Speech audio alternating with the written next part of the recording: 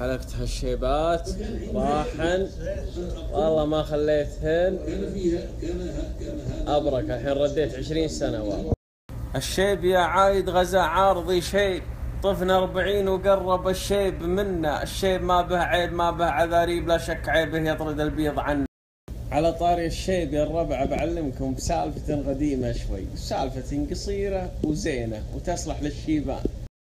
هكا العنزي الشايب اللي عمره 67 65 من الديار الشمالية هذه، ويتخبرون قبل ما في حريم، قليلات الحريم.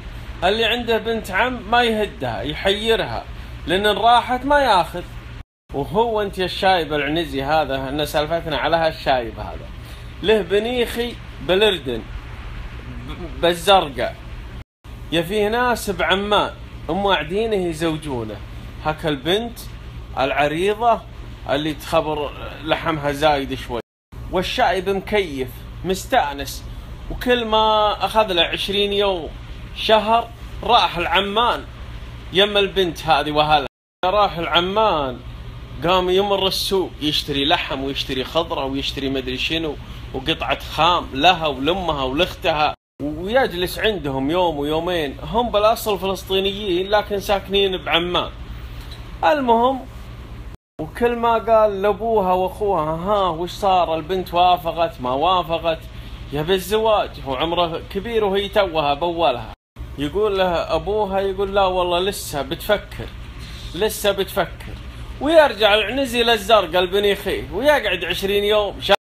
والعنزي الشايب هذا كل ما هذا راح من الزرقاء العمان يمهم وشراء لهم أغراض وشراء لهم حوسة وجاء يرز نفسه عندهم. المهم آخر جاية له ما مر السوق وما مر شيء وجاهم بيديه.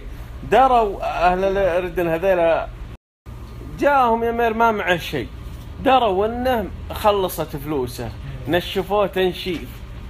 قالوا له عاد الحين البنت وافقت تبيك والمهر هالكثر. قال يا جماعة المهر ما عندي مهر، أنا الفلوس اللي يجيها. قالوا لا ما يصير، لازم في مهر. روح اجمع من جديد، راح كد عند خلق الله واجمع، واللي جمعت تعال. يا جماعة وين اجمع، أنا عمري هالحين 67 65 سنة، وش يجمع وش اسوي وش الحيلة وفلوسي خسرتها عليه. قالوا له الأردنيين هذيلا، قالوا له والله عاد هذا الموجود لازم مهر، وهي وافقت الحين.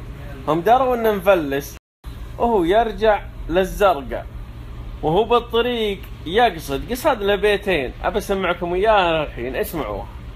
يقول وحلالاه يا فلوسي ما بين عمان والزرقاء، ضاعت وضاع ناموسي، انا انحدر والعرب ترقى. وسلامتكم والله يعطيكم العافية. هذه مداعبة خفيفة تالي الليل. اللي سألني بالخاص قبل شوي رجعت أدور عليك، اختفيت فجأة ما أدري وين رحت وضعت بالخاص زحمة. اللي سألني عن اللي حيا أهل حايل منين يرجعون لسبيع الغلبة، سبيع الغلبة.